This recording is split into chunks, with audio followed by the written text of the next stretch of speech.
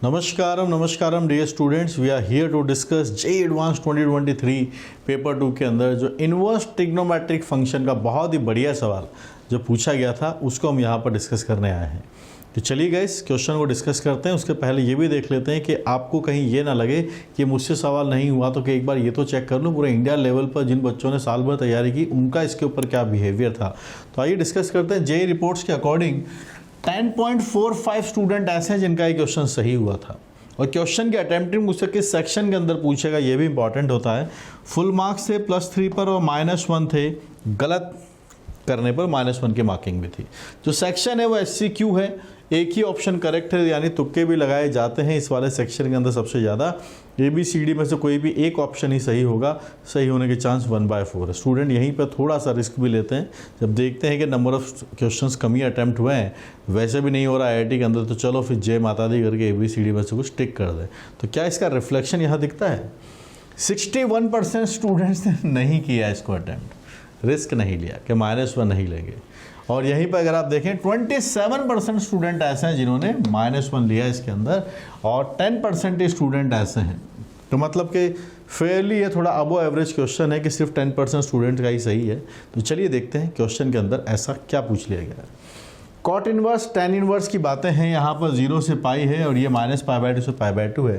जैसे मैंने बोला 62% ने देखते ही छोड़ दिया, इन डेटास को देखते ही फटाफट से छोड़ दिया, क्योंकि ITF में कई बार स्टूडेंट्स 11th क्लास में ट्रिग्नोमेट्री पढ़ता है तो थोड़ा एक एवरेज बच्चे की बात कर रहा हूँ या बिलो एवरेज की बात कर रहा हूँ, परेशान ही रहता है।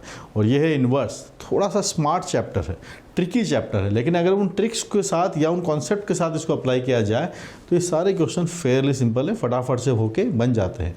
बस सिखाने वाले आपको अच्छे चाहिए। चलिए आते हैं यहाँ पर। तो देखिए टेन इनवर्स के साथ कोई समस्या नहीं, समस्या कॉट इनवर्स के साथ है।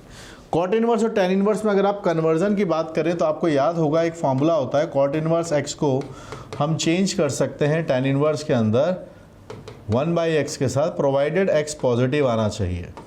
और जब x नेगेटिव होता है तो ये बनता है अपने पास पाई प्लस करके डेटा बनता है, pi plus tan inverse 1/x बनता है। तो अगर x नेगेटिव है, अंदर वाला डेटा अगर पॉजिटिव है तो आप सीधा टेन इनवर्स 1/x कर दीजिए, लेकिन अगर वो नेगेटिव है तो फिर pi plus tan inverse 1/x आता है। ये इसका कॉन्सेप्ट है।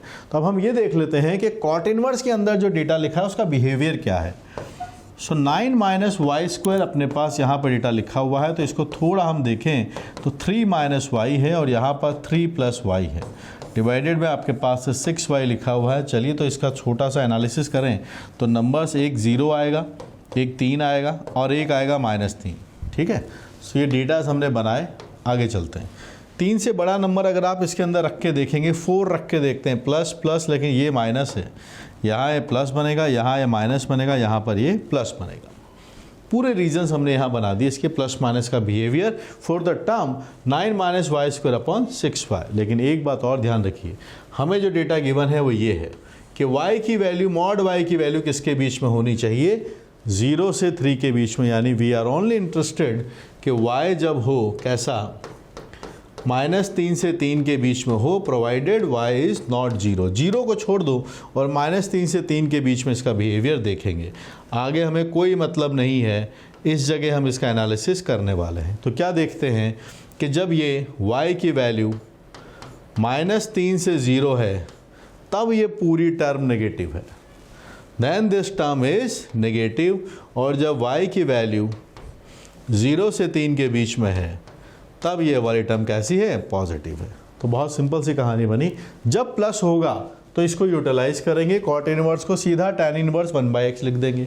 और जब ये नेगेटिव होगा ऊपर वाले केस के अंदर, तब हमें इस कॉट इनवर्स को चेंज करते टाइम क्या लिखना पड़ेगा? Pi plus tan inverse 1/x लिखना पड़ेगा। बात समझ में आ रही है? फिर से समझा देता हूँ। कॉन्सेप्ट ये रहा कि cot inverse x tan inverse x में चेंज करना बहुत आसान है। पॉजिटिव है तो फटाफट से चेंज कर दो, रेसिप्रोकल ले लो। लेकिन अगर नेगेटिव है तो फिर pi plus tan inverse 1/x बनेगा जब x होगा नेगेटिव। अब हमें तो कॉट इनवर्स x दिया नहीं है, क्योंकि x की पॉजिटिव नेगेटिव की बात कर रहे हैं। हमारे पास ये लिखा हुआ है 9 - y² 6y, तो हमने 9 - y² 6y का एनालिसिस किया, प्लस माइनस पूरे रियल नंबर में कर दिया।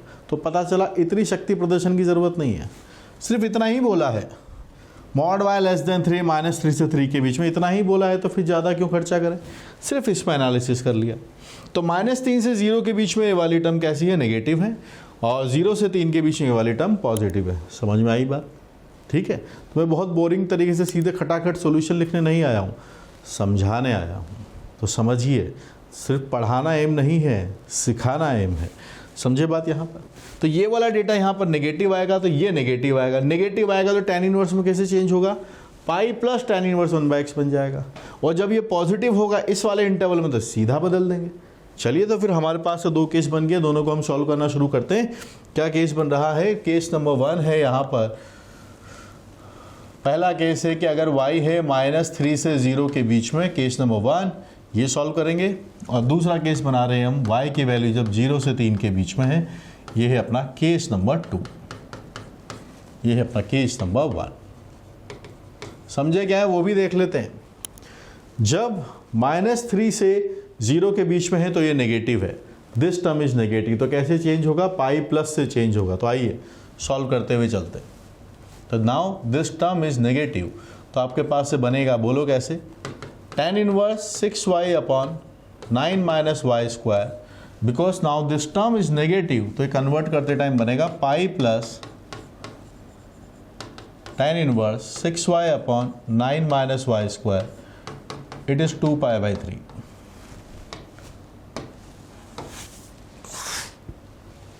तो अब आप देख लीजिए, ये दोनों सेम हैं, जुड़ जाएंगे। tan inverse 6y upon 9 - y², 2π/3 में से पाई हटाएंगे तो -π/3 आपके पास से आएगा। ठीक है, ये बात ठीक है, -π/3, 2 भी यहाँ पे लिखा हुआ है।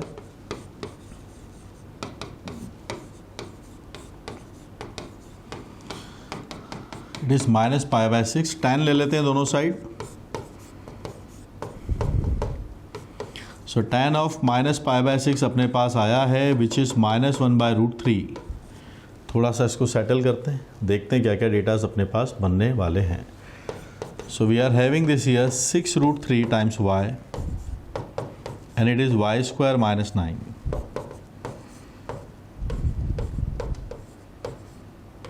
कैलकुलेशन है, सॉल्व करते हैं। और क्या डेटा इसके साथ बना सकते हैं, we can write it as y - 3√3 whole square. 2ab वाले टर्म को देख रहे हैं यहाँ पर, सो y² आ जाएगा। यहाँ से आपके पास 927 बनेगा प्लस का, और -6 वाली टाइम भी बनेगी। 27 प्लस में है तो हमें माइनस करना पड़ेगा। So -9 - 27, this will come as 36, तो इसके फैक्टर हो जाएंगे। So y - 3√3 we can write it as 36, जो कि 6 का स्क्वायर बनेगा। सो -6 एंड +6, 0 करें, देखिए क्या डेटा आता है फर्स्ट वाले केस से। तो यहाँ से आप डेटा देख सकते हैं, एक y की वैल्यू आएगी 3√3 + 6, और दूसरा डेटा आपके पास से आएगा 3√3 - 6। पर हमें तो y पता है क्या है, y किसके बीच में लाई करता है, देखिए आप ध्यान से, -3 से 0 के बीच में रहेगा, नेगेटिव रहेगा। ये वाला रिजेक्टेड है, ये वाला एक्सेप्टेबल है। Second solution is acceptable. 3√3 की वैल्यू होती है 1.732 के आसपास, 3 गुना करेंगे तो 5.1 5.2 पहुंचेगा, और ये 6 में से घटाओगे, it is the negative value, this is acceptable. तो केस नंबर 1 का सॉल्यूशन हमारे पास आ गया है। अब चलते हैं केस नंबर 2 पर। केस नंबर 2, जब y 0 से 3 के बीच में था तो हमने क्या एनालिसिस किया था, y जब 0 से 3 के बीच में है तो ये जो टर्म है 9y² - 6y, ये पॉजिटिव आता है, और जब पॉजिटिव होता है तो डायरेक्ट चेंज हो जाता है। ठीक है, ध्यान रखेंगे। तो अगर ये इस बीच में लिखा हुआ है तो आप जब यहाँ जाएंगे तो ये tan inverse 6y upon 9 - y², ये सेम बन जाएगा। डायरेक्ट आप इसको चेंज कर सकते हो, अंदर वाला टॉपल हो जाएगा, and which is return as 2π/3। इसका भी कौन सा सॉल्यूशन एग्जिस्ट करेगा, लेंगे हम जो 0 से 3 के बीच में लाई करेगा। tan इनवर्स 6y है, यहाँ से 9 - y² आपके पास से आता है, जो π/3 बनेगा। देखो डबल आएगा, 2 से 2 चला जाएगा। जब आप सॉल्व करने जाएंगे तो this is 6y upon 9 - y², it is 10π/3, जिसकी वैल्यू √3 आती है। ठीक है, तो आइए देखते हैं फिर क्या डेटा बनता है। √3 है आपके पास से, सो 2y √3 इज़ 9 - y²। √3 से 6 को काटा, 2√3 टाइम्स, ये डेटा बना और यहाँ से हम यहाँ पहुँचते हैं। So we are having y square plus 2√3y की वैल्यू 9 आ जाती है। It is y plus √3 whole square, it is, आप देखेंगे तो आपके पास यहाँ से 12 बनेगा। थोड़ा सा देख लेते हैं डेटा, y स्क्वायर 2√3 और आपके पास से यहाँ से कितना डेटा बन जाएगा, 3 भी आएगा, 3 12 को हटाएगा 9 बचेगा। मैथमेटिक्स में बैलेंसिंग ज़रूरी है, यहाँ 3 बनेगा, यहाँ 12 है, तो फाइनली 9 ही बचेगा आपके पास से। So y plus √3 is equal to, और ये किसका होल स्क्वायर होता है, थोड़ा इसको पहचान लीजिएगा आप, जब आप इसका स्क्वायर रूट लेंगे प्लस माइनस के साथ, तो ये आपके पास से प्लस माइनस 2√3 आपके पास से बनेगा। 4 और 3 12 होता है, ठीक है, बात बन जाएगी। तो दो पॉसिबिलिटीज़, अगर हम प्लस वाला लेंगे तो √3 आएगा, और एक और पॉसिबिलिटी है -3√3 भी हमारे पास से आने वाला है, पर दिस इज़ रिजेक्टेड।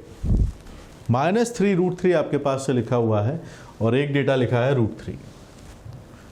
दिस हम इन दोनों को ऐड करेंगे क्योंकि क्वेश्चन में पूछा है कि आप सम निकाल के बताइए, दोनों का समेशन निकाल के बताइए। जब दोनों को हम सम निकालने जाएंगे तो y1 प्लस y2 दोनों को आप ऐड करिए। √3 जब इसके अंदर ऐड होगा तो 3√3 प्लस √3 4√3,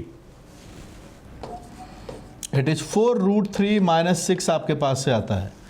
4√3 माइनस 6 आ रहा है, that is the option number c. 4√3 minus 6 अपने पास से आता है, that is the option number c. So we are marking C as an answer. It's not an easy question to handle in actual JEE Advanced exam. लेकिन वो सारे बच्चे करके आए होंगे जिन्होंने इसे खूब प्रैक्टिस कर रखी है, जिनके लिए मतलब कि ये रूटीन क्वेश्चन है, इसको चेंज करना, tan इनवर्स को इसके अंदर चेंज करना, जिनके लिए रूटीन बात है, वो इस सवाल को बना चुके होंगे। तो आपने जो परसेंटेज देखी, 62% स्टूडेंट छोड़ कर गए, सही करने वाले 10% के आसपास है। इसमें भी तुक्के वाले बच्चे हैं, ये मैं आपको बता दूँ। तुक्के वाले बच्चे होते हैं जब एससी की क्वेश्चन होता है, तो आप मान के चलिए 8%, 7%, 8% के आसपास बच्चे हैं जिन्होंने इसको एक्चुअल में सिस्टमैटिकली सॉल्व किया होगा। वो कई बार स्टूडेंट तुक्के में भी आंसर लेकर आ जाते हैं, थोड़ा बहुत सॉल्व किया। This is the actual concept जो मैंने आपको यहाँ पर एक्सप्लेन किया। प्रैक्टिस से आप ये सारी चीज़ें बना सकते हैं, और बहुत ब्रिलियंट और स्मार्ट चैप्टर है आईटीएफ। इस पर और प्रैक्टिस करने के लिए आप जो ट्रिग्नोमेट्री वाली बुक के अंदर आपको मेरा क्वेश्चन चैप्टर मिलेगा आईटीएफ, इसके अंदर आपको देखने को मिलेगा। और ये कैलकुलस के साथ प्रैक्टिस के लिए कैलकुलस वाली बुक है, सारे बुक्स हैं आपके पास। अलजेब्रा, अगर आपको मेरी टीचिंग मेथोडोलॉजी पसंद आती है तो आपको ये बुक्स भी बहुत डिस्क्रिप्टिव बुक्स हैं, पसंद आएगी। तो आप चैप्टर पढ़ने के साथ साथ इन बुक्स को पढ़ सकते हैं, ठीक है। इन सब ये all these books are solved books, सबके अंदर सॉल्यूशंस हैं। आपको सबके बुक्स क्वेश्चंस के सॉल्यूशंस इसके अंदर मिलेंगे, थ्योरी है, इलस्ट्रेशन से सब आपको यहाँ पर देखने को मिलेंगे, ठीक है। इन सब बुक्स के अंदर अवेलेबल है, they all are available on Amazon और फ्लिपकार्ट ऑल्सो। मेरी साइंड कॉपी अगर आपको चाहिए तो आप upliftmaths.com से ले सकते हैं, वहाँ पे आपको you get my signed books है ना। टेलीग्राम पे कनेक्ट हो जाइए @omsir पे, ठीक है। यहाँ पर जो भी एग्ज़ाम रिलेटेड क्यूरीज हैं आपको सारी वहाँ देखने को मिलेंगी। और कोर्सेज अगर आपको चाहिए, थ्योरी वाले कोर्सेज चाहिए, कुछ और प्रॉब्लम सॉल्विंग कोर्सेज चाहिए, they all are available on Uplift JEE app. वहाँ पर जाइए, पढ़िए, और JEE का जो सपना है उसको पूरा करने में I will help you there. Okay guys, so JEE mathematics की जहाँ पर मैं बात करता हूँ, आप पढ़िए मन लगाकर, और मैं वहाँ पर रहूँगा। आपकी अब जो प्रिपरेशन है उसको 4 चांद लगाएंगे, बेहतर से बेहतरीन की तरफ लेकर चलेंगे। Thank you guys.